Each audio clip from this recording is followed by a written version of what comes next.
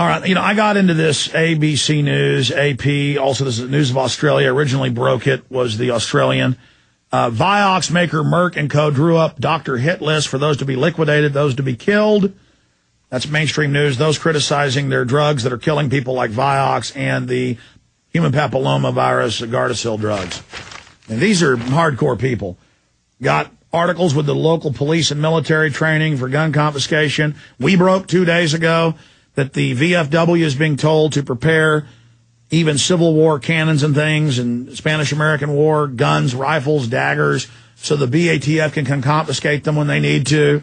That's happening. Obama oust AmeriCorps director who investigated Friend. AP reports Obama incredibly corrupt. President Obama says he has lost confidence in the Inspector General who investigates AmeriCorps and other national service programs and has told Congress he is removing him from the position. Obama's move follows an investigation by IG Gerald Walpin, finding misuse of federal grants by a nonpartisan education group led by Sacramento Mayor Kevin Johnson, who is an Obama supporter and former NBA basketball star. Walpin was criticized by the acting U.S. attorney in Sacramento for the way he handled the investigation of Johnson and St. Hope Academy, a nonprofit group that received hundreds of thousands of dollars in federal grants from the Corporation of National and Community Service. So Obama's fired this person to cover up. He's already, of the stimulus package, $4 billion to Acorn and AmeriCorps and City year, run by the Karl Rove of 4 to 5 administrations. You can debate that. David Gergen, Aaron, a few weeks ago, did a huge report, and that's those videos they put on TV with taxpayer money of, this is my uniform, I'm City Year, and red and black uniforms marching, and tattletale squads, their own private political army illegally being recruited with federal money.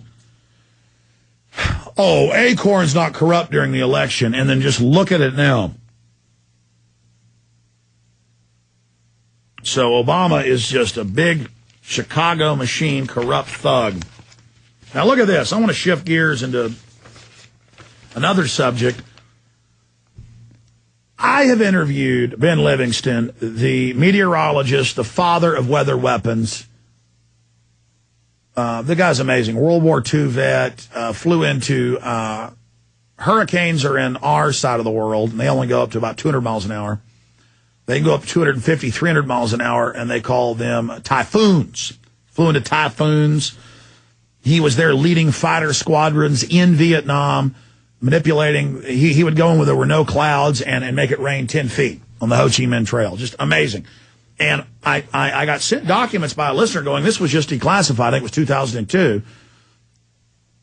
Well, PrisonPlanet.tv members can watch the Ben Livingston interviews, but the point is, and then it got ripped to the YouTube channel, so it's out there, but in high quality for PrisonPlanet.tv members. The issue is that he was the father of weather weapons. He got Stanford Research Institute to develop it. He became the head of the, it was the Navy, after that, the Navy Weapons Laboratory.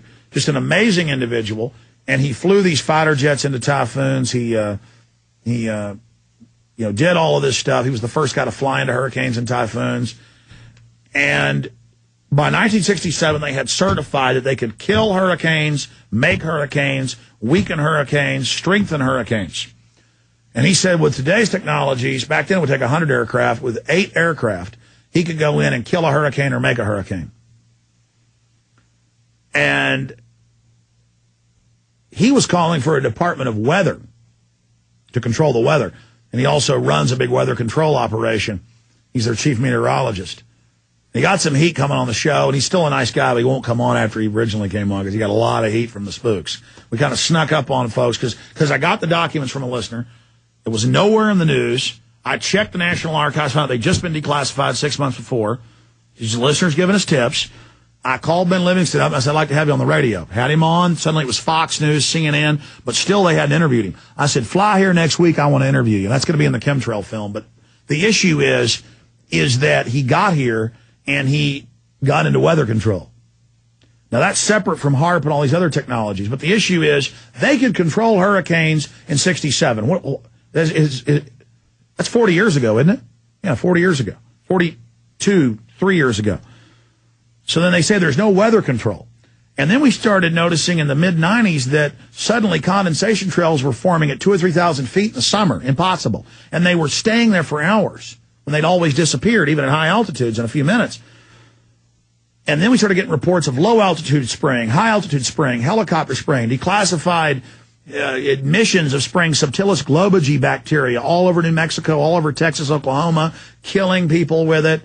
That was in the Daily Oklahoman. All of this is going on and happening. And still you're called a kook if you talk about it. And then I began to interview meteorologists and climatologists on this show and weathermen from major TV stations going, no, yeah, you can see them spraying here. And now in Florida news, they go, look at all these lines sprayed. The government's doing that, but it doesn't look like chaff. Chaff's in a small area. It was, like the whole area blocking storms about to hit, I guess, to keep the drought going. And so everybody, all these meteorologists who learned that this isn't normal, they're now going, oh, that's because there's new phenomenon, new clouds, new systems being discovered. And it's normal to have barium salts and aluminum dioxide raining down. And we said, folks, it's at least a weather modification program with a bunch of other programs rolled in. Then listeners began to email us 2 years ago going, high altitude aerosol spraying, Google that. So I Googled it.